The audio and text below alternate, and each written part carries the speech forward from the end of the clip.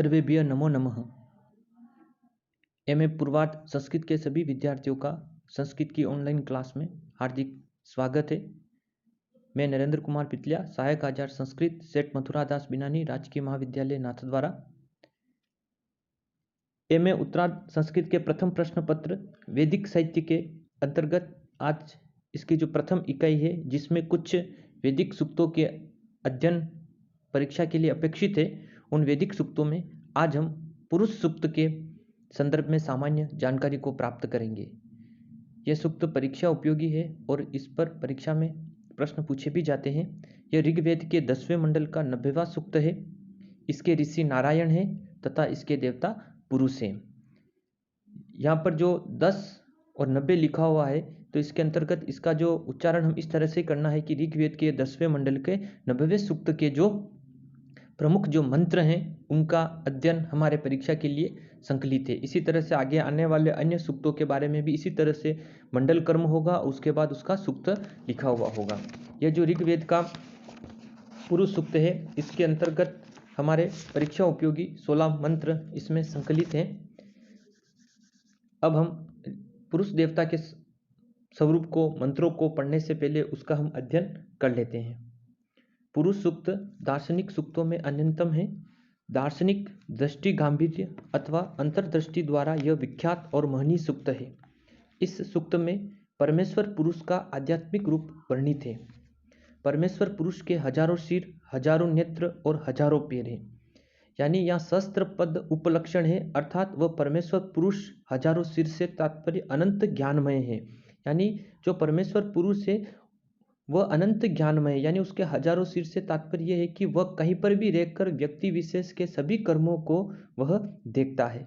हजारों नेत्र से तात्पर्य वह अनंत दर्शनमय है, और हजारों पैर से तात्पर्य है कि उसकी जो शक्ति है वह अनंत शक्ति संपन्न है, अर्थात उसकी शक्ति अनिर्वचनीय है।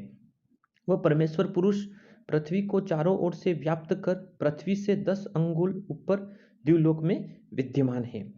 यानी जिस प्रकार मानव शरीर में परमेश्वर पुरुष आत्म तत्व नाभि से 10 अंगुल ऊपर हृदय प्रदेश में अवस्थित है। यानी ऋषि नारायण ने यह बताया है कि जो परमेश्वर पुरुष की जो सत्ता है वह इस पृथ्वी के चारों ओर से व्याप्त कर पृथ्वी से 10 अंगुल ऊपर द्युलोक में विद्यमान है। जिस प्रकार हर मानव के शरीर में ईश्वर का निवास होता है, उसी तरह से वह परमेश्वर पुरुष भी इस लौकिक जगत में विद्यमान है। पुरुष भी यानी वह परमेश्वर जो पुरुष है वही भूतकालिक, वर्तमानकालिक और भविष्यकालिक जगत है। वह अमरता का स्वामी होकर भी शरीर में भोजन आदि के द्वारा वृद्धि को प्राप्त होता है। यह विश्व उस परमेश्वर पुरुष की महिमा मात्र है। जगत के सभी प्राणी उसके चतुर्थांश हैं, अर्थात एक पात्र मात्र हैं। परमेश्वर के शेष 3 पाद द्युलोक में अमृत रूप से विद्यमान है। परमेश्वर पुरुष से ही द्यु, पृथ्वीलोक, अंतरिक्ष आदि लोक उत्पन्न हुए हैं। उनके ऊपर अधिष्ठ दाता के रूप में परमेश्वर ही विद्यमान है। उसी से भूमि, प्राणी तथा प्राणियों के शरीरों का उस परमेश्वर पुरुष ने निर्माण किया है। सृष्टि विकास यज्ञ में देवताओं ने परमेश्वर पुरुष की शक्ति से वसंत आदि ऋतुओं को उत्पन्न किया। जगत के साधक ऋषियों की उत्पत्ति भी उस परमेश्वर पुरुष से कही गई है। 4 वेद भी परमेश्वर पुरुष के द्वारा उत्पन्न हुए हैं। 4 वेदों में ऋग्वेद, यजुर्वेद तथा सामवेद क्रमशः, यानी ऋग्वेद शरीर, यजुर गति और सामवेद स्थिति के वाचक हैं। अश्व, गो, अजा आदि पशु भी परमेश्वर पुरुष से ही उत्पन्न हुए हैं। समाज के 4 वर्ण ब्राह्मण, क्षत्रिय, वैश्य तथा शूद्र की उत्पत्ति से क्रमशः परमेश्वर पुरुष के ब्राह्मण की जो उत्पत्ति है वह परमेश्वर पुरुष के मुख से, क्षत्रिय वर्ण की उत्पत्ति बाहु से, वैश्य की जंघा से तथा शूद्र की पैरों से मानी गई है। ब्राह्मणो अस्य मुखम आसीद बाहु राजन कृतः उरु तद यद वैश्य पदव्याम शूद्रो अजायत। प्रभु ऋषि नारायण ने उक्त श्लोक में मंत्र के द्वारा इस चारों वर्णों की उत्पत्ति के संदर्भ में हमें बताया है। ये वर्ण क्रमशः ज्ञान, बल, कृषि तथा सेवा रूप कर्मों के वाचक हुए। चंद्रमा, सूर्य, अग्नि, इंद्र, वायु आदि की उत्पत्ति भी परमेश्वर पुरुष के विभिन्न अंगों से हुई है। अंतरिक्ष आदि लोकों पूर्व आदि दिशाओं, 7 आदि समुद्रों, 3 ऋतुओं की उत्पत्ति भी परमेश्वर पुरुष से ही हुई है। इस प्रकार सृष्टि विकास के विभिन्न घटक उस परमेश्वर पुरुष से ही उत्पन्न हुए। कहने का तात्पर्य है कि सृष्टि की जब उत्पत्ति हुई तो वह निश्चित रूप से परमेश्वर पुरुष के उस तत्व के द्वारा ही इस लौकिक जगत की उत्पत्ति हुई है।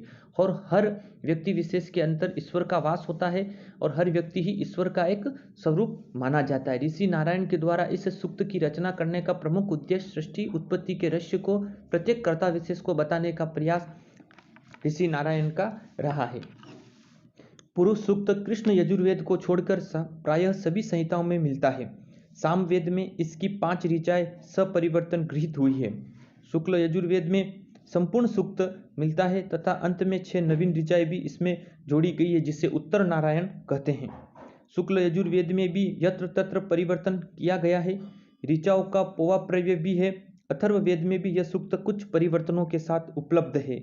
तैत्तिरीय आरण्यक में पुरुष सूक्त की 16 ऋचाओं के अंत में 2 त्रिष्टुप अतिरिक्त जोड़े गए हैं। Professor VK. राजवाड़े तथा उनका अनुकरण करने वाले अन्य विद्वान इस सूक्त पर आधारित हो वस्तुतः पुरुष मेद की कल्पना करते हैं। ब्राह्मण ग्रंथों तथा सूत्रों में पुरुष मेद का वर्णन मिलता है। ऋग तथा ऐत्रेय ब्राह्मण में उपलब्ध सनुक्षेप का उपाख्यान भी पुरुष मेद को संकेतित करता है। विद्वानों का अभिमत है कि ऋग्वेद के युग में भी पुरुष मेद नहीं होता था। ब्राह्मणों तथा सूत्रों में वर्णित पुरुष मेद शुद्ध रूपक के रूप में संकलित है।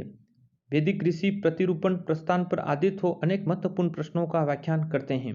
सनुक्षेप के आख्यान को भी प्रमाण नहीं माना जा सकता है। यज्ञ परंपरा के सूत्र अत्यंत प्राचीन काल में भी मिलते हैं। यहूदी तथा भारतीय आर्यों में यज्ञ अत्यंत महत्वपूर्ण संस्था थी। बाइबल के अनुसार देवताओं ने अब्राहम को अपने पुत्र आजाई को समर्पित करने के लिए कहा था। इस कथा के रहने पर भी यहूदी परंपराओं में नरमेध की प्रथा के प्रमाण नहीं मिलते। वस्तुतः इस प्रकार की कथाओं का मात्र संकेत है देवताओं के प्रति अपने सर्वाधिक प्रिय वस्तु का भी समर्पण कर देना। इस पुरुष सूक्त में सर्वेश्वरवाद अथवा एकेश्वरवाद की पूर्ण प्रतिष्ठा की गई है। यज्ञों की प्रधानता के कारण धार्मिक जगत में 19 से संबद्ध रूपक पर ऋषियों को आधारित होना पड़ा। ऋषि निखिल ब्रह्मांड को यज्ञमय मानते हैं, अतः षष्ठी कर्म भी यज्ञ है। विराट पुरुष यज्ञ में अपने को अर्पित कर अनेक रूपों में प्रकट होता है।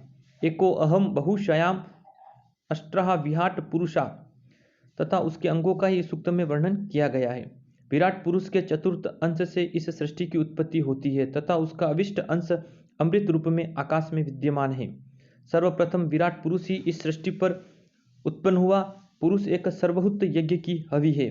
इस यज्ञ में देव पुरुष को विभक्त किया जाता है। तदंतर उसके अंश से ही पशु, वेद, ग्रह, नक्षत्र, आकाश, पृथ्वी आदि की रचना होती है। यानी उस परमेश्वर पुरुष के द्वारा ही इस लौकिक जगत में दिखाई देने वाली सारी जो वस्तुएं, चाहे वह सूर्य हुआ, चाहे वह चंद्रमा हुई, चाहे पर्वत हुए, चाहे पठार हुए, चाहे वृक्ष हुए, चाहे प्राणी हुए, चाहे पशु हुए, यानी इस लौकिक जगत में जो भी वस्तु, चाहे वह चेतन है या अचेतन है, उसकी उत्पत्ति वह परमेश्वर पुरुष से हुई है। कहने का तात्पर्य है कि अगर किसी वस्तु में कोई जीव नहीं है तो इसका तात्पर्य यह नहीं कि उसकी उत्पत्ति परमेश्वर पुरुष के द्वारा नहीं की गई है, क्योंकि यहाँ पर दिखाई देने वाला हर पर्वत, हर चट्टान, हर वृक्ष, इन सब की उत्पत्ति में परमेश्वर का अंश विद्यमान है। चाहे कोई वृक्ष है, उस वृक्ष में भी उस परमेश्वर की सत्ता निश्चित रूप से विद्यमान है। उसकी उत्पत्ति परमेश्वर पुरुष के द्वारा की गई। कालांतर में वह भले अचेतन है लेकिन शुरुआत में वह चेतन तत्व से ही उसकी उत्पत्ति मानी जाती है। ऐसा हमारे सारे वेद कहते हैं, हमारे संस्कार कहते हैं, हमारे भारतीय संस्कृति के प्रतीयमान तत्व कहते हैं। सूर्य, चंद्रमा, इस सृष्टि की उत्पत्ति, मानव की उत्पत्ति से पूर्व इनकी उत्पत्ति की गई। तत्पश्चात इस सृष्टि का जो चक्र है उसको निबद्ध किया गया है। अंत में यज्ञ को सर्वश्रेष्ठ कर्म बताया गया है। यज्ञ तथा अन्य पदार्थों को समीकृत करने की प्रवृत्ति वैदिक विचारों के परिसर में सर्वत्र देखी जा सकती है। तैत्तिरीय उपनिषद, मुंडकोपनिषद, निखिल ब्रह्मांड में व्याप्त पुरुष का वर्णन कठोपनिषद तथा छांदोग्य उपनिषद में भी मिलता है। शुक्ल यजुर्वेद के उत्तर नारायण में जो ऋग्वेदी पुरुष सूक्त के अंत में जोड़ा गया है, सूर्य के प्रजापति रूप का परमेश्वर नारायण के रूप में चरम विकास है। इस विचारधारा से भागवत एवं वैष्णव धर्म अनुप्राणित है। सूर्य मंडल में जिस प्रकाश का परिदर्शन होता है उसका कारण उसमें स्थित आदित्य वर्ण महान पुरुष का है।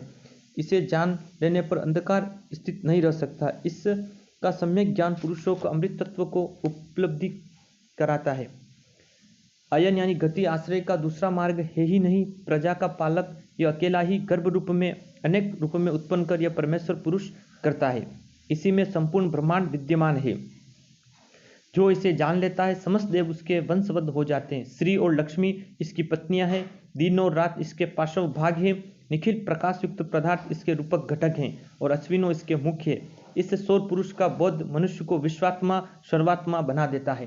यानी कहने का तात्पर्य है कि जो मनुष्य परमेश्वर पुरुष की रोज निरंतर आराधना करता है, उसका मन में ध्यान करता है और हर प्राणी विशेष में ईश्वर के निवास को मानता है, ऐसा समदृष्टि रखने वाला व्यक्ति विशेष इस लौकिक जगत में सभी प्रकार के पुण्यों को प्राप्त करता है और इस लौकिक जगत में उसका जीवन निरंतर उन्नति के पथ पर अग्रसर होता है। यानी ऋषि नारायण के द्वारा इस पुरुष सूक्त को लिखने का तात्पर्य यही था कि उन्होंने व्यक्ति विशेष को यह बताने का प्रयास किया है कि इस लौकिक जगत में चेतन या अचेतन में पुरुष की सत्ता निरंतर रूप से विद्यमान रहती है और हर प्राणी में ईश्वर का निवास है। हमें सर्व समभाव रखकर प्रत्येक प्राणी के अंतर्गत ईश्वर के निवास को मानते हुए उनको ईश्वर की दृष्टि से देखना चाहिए।